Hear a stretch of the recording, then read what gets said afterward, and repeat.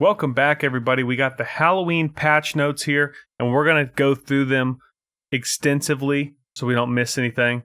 There's a couple things that we are going to talk about, and there's a couple things that you'll see. Let's just get right into it, and let's go straight to the campaign ship, because I'm sure you're probably wondering that. So they don't give us a lot of details here. This is it, right? And it's called the Kronstadt. It's a tier, I think it's tier 9 on PC. I did watch somebody play it. Yeah, it's going to come in at tier 8 for us. I think there's like a 25mm bow on it. It's basically like Riga. If you guys have Riga, it's very similar to Riga. It's kind of got that Stalingrad vibe that Riga has. It's basically, here's my prediction. This is just my prediction. It's going to be one of those, this is the highest Sigma ship in the game. I feel like that's fairly accurate. It's going to be one of those that it's probably going to have a pretty good Sigma, and it's probably going to be pretty inaccurate. So, yeah. And I don't know that it's going to have a good bow. I think it's got the 25mm, like I said, and I don't judge things until I've played it for over a week. Because as of late, all the ships that they've gave us to play, it's like the first game or the first day, the ship is pretty good, pretty strong, and then I don't know what happens, but like pretty much all the campaign ships that we've had in the last few months, I don't even play them anymore because I don't know what happened. But like my Republic is just, it's hard to play. Moving on from that, we will be discussing the Halloween event.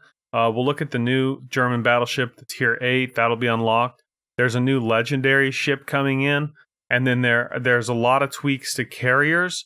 In some regards, buffs, in some regards, nerfs. But we'll have to see as we scroll down. So they don't give us much as far as details goes or even pictures in this. But we know what it's going to be. It's going to be the exact same thing from last year. Where you've got the 3 pillars and people pop up all around you. I always thought this was kind of fun, so we will see. It says October 17th through November 7th, so it's going to be running for quite a while. And hey, guess what? If you complete it all, you get a tier 3 premium. Oh my god. Cool. I don't know why Wargaming likes to give out tier 3 premiums. Funny enough, there's a tier 3 carrier buff down there to make playing that tier 3 battleship even more fun. Can't wait to show you that. Okay, so obviously we know how this works. These are now up and ready to go. But here's the tier 8 ship, and so it's going to have 2 guns on the back and 2 guns on the front, and if it's anything like the tier 7, it might be slightly okay. We'll have to wait and see. You know, we don't want to make any promises early on, but the tier 7 one is not it's not unplayable, put it that way. It's not terrible. I don't hate it, which is, I feel like, is saying something. Now, this is the bigger part of the news. We are getting a new French legendary battleship. I have researched this pretty extensively on PC, and it's pretty darn good on PC, but my prediction is that it's not going to be good in this version of the game. So allow me to elaborate that. These are just my preliminary thoughts without actually playing the ship. PC, this thing gets like 4 or 5 reload boosters, along with the 4 or 5 heals as well. And on top of that, I think it gets even a speed boost as well. So it's like, I think it gets a speed boost. It's pretty slick and maneuverable. It's the fastest legendary battleship that will be in the game. Was the fastest for a long time on PC, I guess, as far as battleships at tier 10. But so this now is coming to Legends. I can tell you one thing, it is wrapped in 32mm armor. So Yamato can overmatch, which is super fun because there's only Yamatos out there. Oh, and then now Musashi. The second thing I learned from PC is that this thing cannot turn very well. It's got like a worse turning circle than Yamato, so just keep that in mind. It is speedy. It does have small caliber guns, 380. It has 12 of them. But the reason I don't think that this thing is going to do very well on Legends is because unless they tweak things, which they would have to tweak a lot, PC at tier 10 has, 40, 50, 60 options for different vessels that people can play. So when they go into a match, And what is it there? Is it like 12v12 or something like that? 10v10? It's more than we have. It's like significantly more than we have. So the couple replays I watched, people were avoiding Yamatos. They didn't even want to be near Yamatos because Yamatos could just wreck them. Everything else, they could fight and they could fight back and forth. And it looked like they were doing pretty well. This thing looks like it's a long-range sniper. It's a cruiser killer. It's got the speed. You can get it out on the flank. You can maybe do some things out there. It will be getting a reload booster, but like PC, they have 4 or 5. I don't see this thing getting 4 or 5 reload boosters because, plain and simple, like it or not, Legends is the arcade version of an arcade version. So, I mean, obviously PC is an arcade version of a game. We have the arcade version. So that's why we don't get 5 heals on everything. And we got totally different commanders. And that's why we got less ships. And I would be shocked if this thing had 3 reload boosters.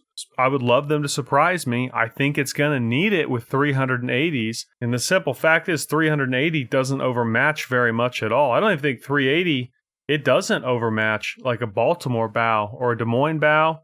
That's 27. So it doesn't overmatch any of that. This ship kind of is going to require either the use of HE or it's going to require broadsides. But maybe if you can get broadsides, maybe you can use those reload boosters and take, like, from what I saw on PC, it was around 20 seconds, which I think that's going to be fairly accurate for even for Legends. I think it'll be around 20 seconds reload. It'll take that to like a 6-second reload or something like that. It's much shorter, which you can pump off a couple of full salvos. It does have 12 guns. It does have very trolly French dispersion, what they were saying on PC, and PC is always more accurate than Legends, so just keep that in mind. The reason I don't think it's going to do very good is because we don't have any options at Legendary tier. I mean, we have just a handful of ships at Legendary tier, and we have very few battleships at Legendary tier. I don't know why they're taking so long to populate that list up with ships. A little bit unfortunate. I kind of wish they would just put all their dev team for all the people making ships into just making tier 8s and legendaries and populating up those numbers quite a bit and allowing those to have more ship options. But I don't run the dev team, so they will keep making tier 3s and tier 5s. But plain and simple, if this thing is going to fight Yama, GK, maybe even Conqueror, definitely Montana, it's going to be switching to HE, and it's going to be trying to burn people down. Just the way it is. We're getting another aircraft carrier. Yay! Thank you, Wargaming! Ark Royal. Don't care. I'm not sure what this is. I didn't look this boat up. The Bayard coming in at tier 7. Bayard. Tier 7. It looks like I get the impression of Colbert. I see this. I see speed. I see speed boost. I see very quick rudder shift. And I see fast firing guns. I see small caliber fast firing guns. Between the fast turret traverse, above average speed gain, and a combo of main battery reload booster and engine boost. I didn't even read that before, and I just guessed that. LOL. I didn't guess this main battery reload booster. That's interesting. I wonder what caliber guns are on them. I hope they're not teeny tiny little bitty guns. I hope it's got some actual guns to it, but I would doubt it. We're getting another Commonwealth ship that's coming in, tier 5. This looks like a knockoff of Hyunga or whatever that boat is. It says it's got the sonar, crawling smoke generator. Okay. Here's the tier 3 battleship. I guess you can win this out of the Halloween event. It's tier 3.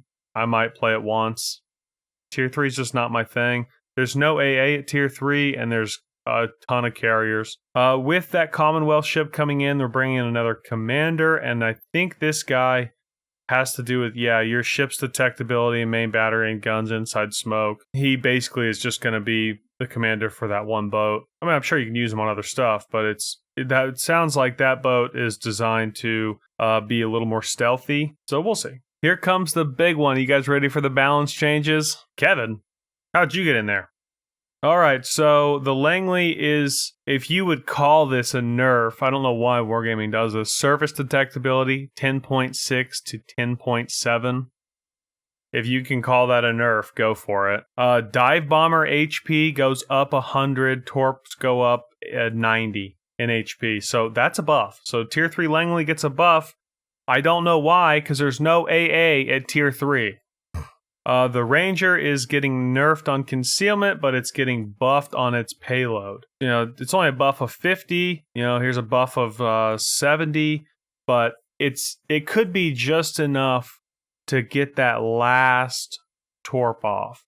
You know, if you make some runs and one gets shot down, you come back around. Might be just enough to get a torp off here and there now and again. We will have to see. Okay, the Independence is getting a concealment buff. It goes from 13.7 to 12.5, so that's getting a buff. Lexington is getting a nerf to concealment, and it's getting a buff to HP.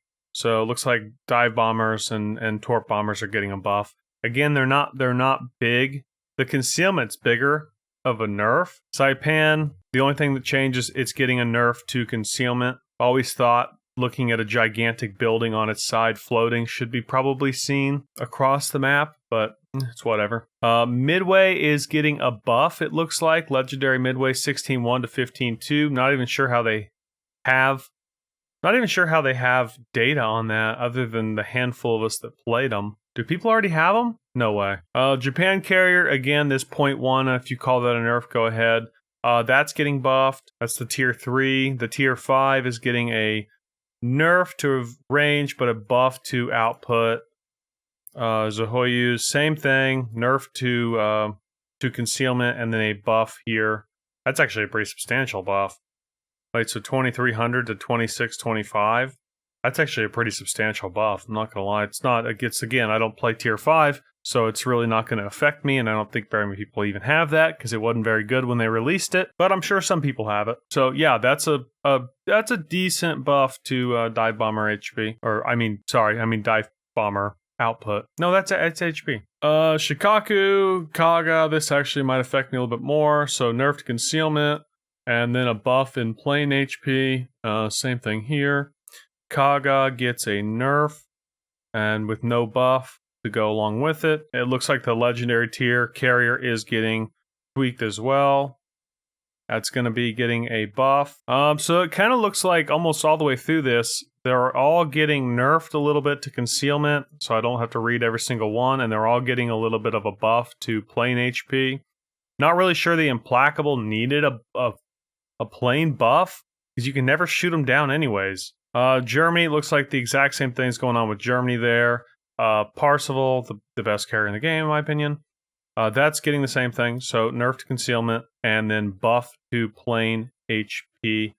Ooh, spicy meatball. The Zeppelin, which is a floating turd, gets a huge nerf to concealment. Okay. Dive Bomber HP goes up 160.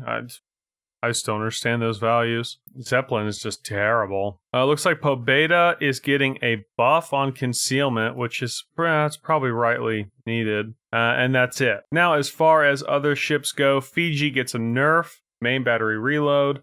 Tallinn gets a nerf, 15 to 16 or 14 to 15 on the upgraded version. It also gets a nerf here on the AP shell damage. Duca is getting a nerf. Brutzi is getting a buff. Bug fixes. I thought this was kind of interesting. I never even really noticed this. Apparently, certain things were going on.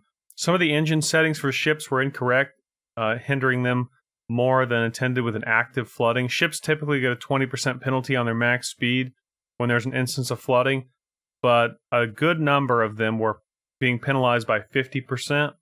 Apparently, I didn't even notice this was a thing. Then again, I don't flood very often. Only a few ships will now retain the 50% penalty. They are Lenin, Olin, Stalin, Paulo, Z, Weimar, Kleber, John Bart, California. Nothing very interesting, but now you know. I had to read it, so you had to hear it.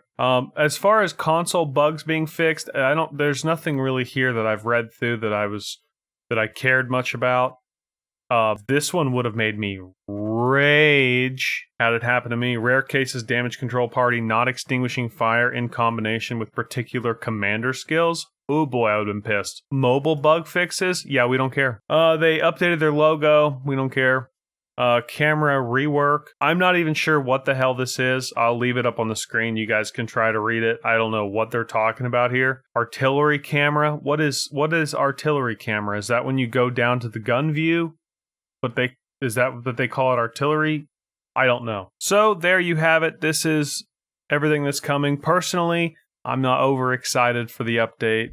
I think the best thing about the update is probably going to be the Halloween event, and that's just me personally, because I don't see the Burgonia, the legendary battleship coming in. I don't see that thing going to be working in Legends very well, at least on any kind of competitive level, because the best counter to that thing is will to rebuild, right? Just bow on, will to rebuild, and it won't be able to do anything to you except light fires, which is what the cruisers do to fight the, I would say 2 most prevalent battleships at the tier, being Yama and Kurfürst. I will be kind of interested to try the German battleship, the tier 8.